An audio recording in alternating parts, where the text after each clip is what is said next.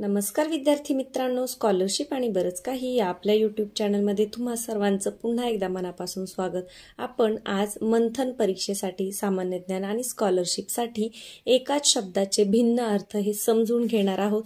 तर इथे माझ्याकडे आहे इयत्ता चौथीचं मंथनचं मार्गदर्शक, परंतु सर्व विद्यार्थ्यांसाठी हा व्हिडिओ उपयोगी असेल कारण सगळ्यांना शब्दसंपत्ती ही सारखीच असते। तर आता हे महत्त्वाचं का आहे तर एकाच शब्दाचे भिन्न अर्थ म्हणजे आपल्याला प्रत्येक प्रकारच्या शब्दसंपत्तीवर एक एक प्रश्न येत असतो। त्याच्यातला हा जो भाग आहे या शब्दांचे जे अर्थ आहेत ते प्रत्येकालाच माहित असतातच असं नाही, म्हणून मी म्हटलं चला याच्यावर आपण एक व्हिडिओ बनवूया। कारण हे शब्द एकदा तुम्हाला यांचा अर्थ समजला की पुन्हा तुम्हाला हे शब्द पाठ करण्याची गरज लागणार नाही। याच्यावर कशाही प्रकारचा प्रश्न आला तरी तुम्हाला तो सोडवता येणार आहे। चला तर मग व्हिडिओला सुरुवात करण्यापूर्वी चॅनलवर नवीन असाल तर चॅनलला सबस्क्राइब करा आणि तुमच्या मित्रमैत्रिणींबरोबर शेअर करायला सुद्धा आणि लाईक करायला अजिबात विसरू नका। तर पहा, शब्द समजून घेऊयात। अनंत, अनंत म्हणजे काय? अमर्याद, ज्याला मर्यादा नाही, आणि अनंत म्हणजे आकाश सुद्धा। जसं एखादी व्यक्ती गेल्यानंतर किंवा मृत पावल्यावर आपण काय म्हणतो की ती अनंतात विलीन झाली। यानंतर अभंग, अभंग म्हणजे काय? अभंग हा एक काव्याचा प्रकार आहे। संत तुकाराम महाराजांचे अभंग प्रसिद्ध आहेत। आणि अभंग म्हणजे अ म्हणजे नाही आणि भंग म्हणजे फुटलेली, तर न फुटलेली म्हणजेच त्यालाही काय म्हणतात? अभंग असे म्हणतात। यानंतर कर, कर म्हणजे काय? करचा एक अर्थ होतो हात।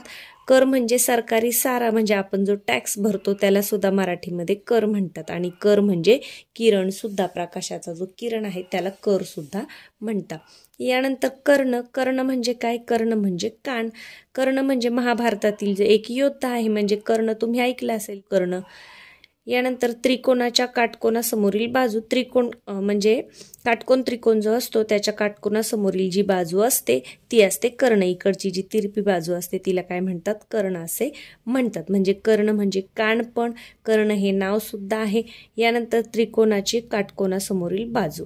खंड, खंड म्हणजे काय? जमिनीचा सलग मोठा भाग। आपल्याला माहिती आहे आपल्या पृथ्वीवर एकूण किती खंड आहेत तर 7 खंड आहेत। तर खंड म्हणजे जमिनीचा मोठा भाग, आणि खंड म्हणजे बंद पडणे। समजा आज वीज खंडित झाली म्हणजे काय? मध्येच बंद पडली, किंवा माझ्या वाचनामध्ये खंड पडला म्हणजे काय? मध्येच बंद पडलं। यानंतर खार, खार म्हणजे काय? एक प्राणी म्हणजे खारुताई, आणि खार म्हणजे आंबवणातील एक पदार्थ, म्हणजे जसं लोणच्याचा खार असेल किंवा एखाद्या खारं वांग जर आपण बनवलं तर त्याचा जो खार असतो त्याला सुद्धा आपण खारच म्हणतो। यानंतर चमचा, चमचा म्हणजे काय? एक पात्र म्हणजे भांड, जो आपण पोहे वगैरे खाण्यासाठी वापरतो तो।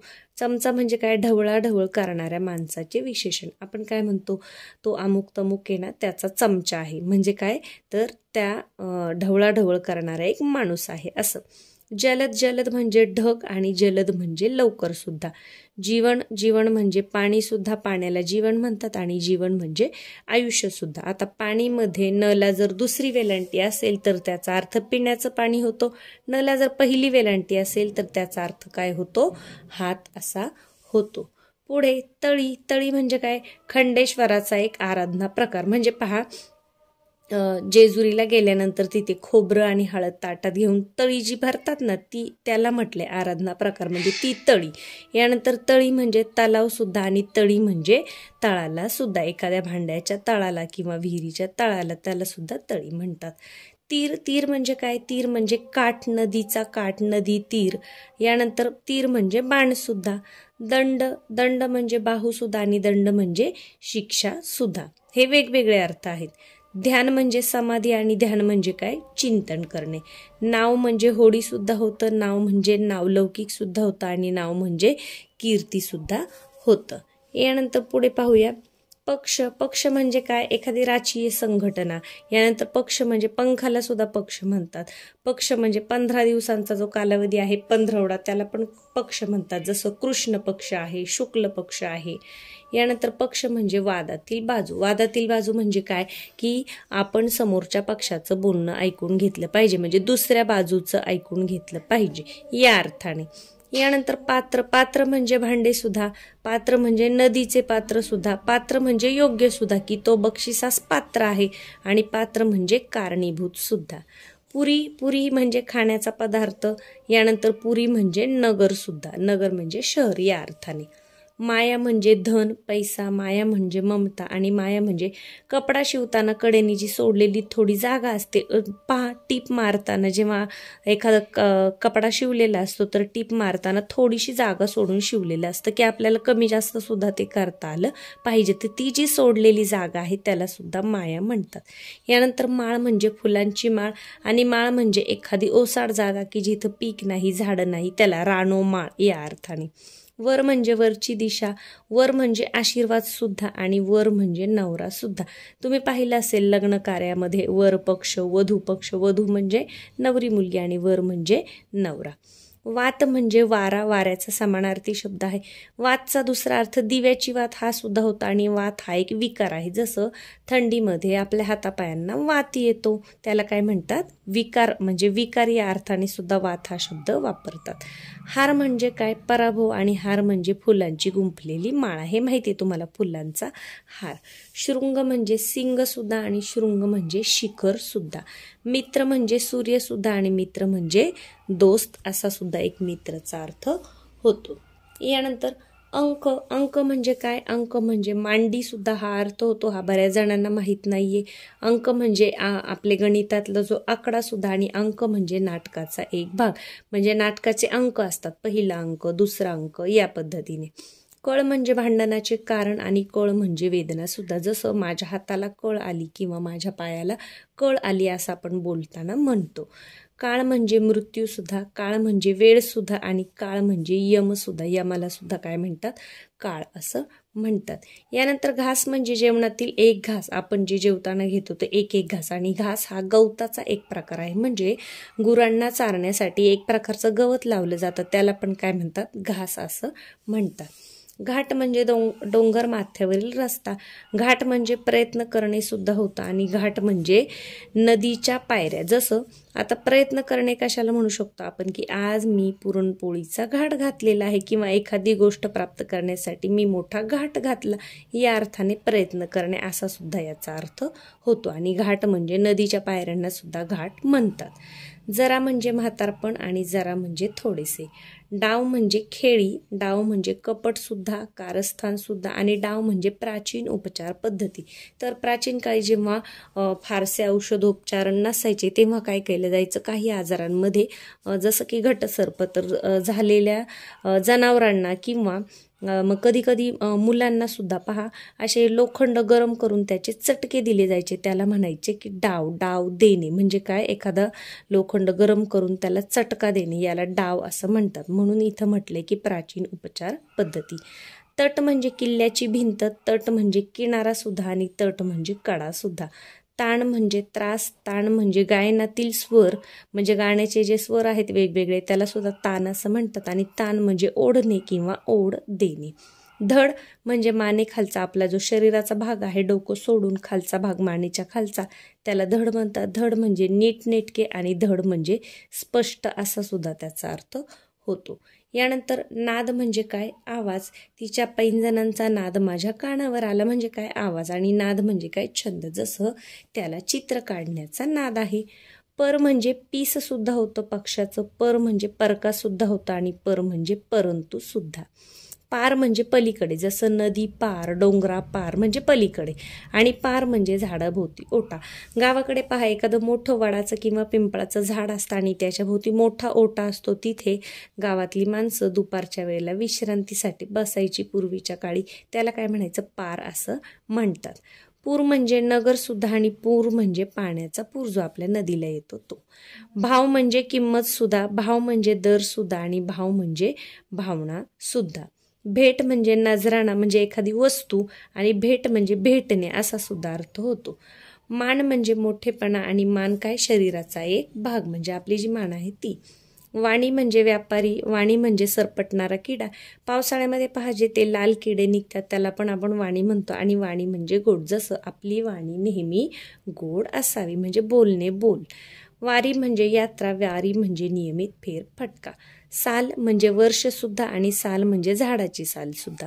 साथ म्हणजे मदत, एखाद्याला मदत करणे, साथ देणे, आणि साथ ही रोगाची साथ सुद्धा असते, जसं प्लेगची साथ आहे किंवा आता कोविडची साथ आली होती या अर्थाने. वास म्हणजे सुगंध पण आणि वास म्हणजे वस्ती पण.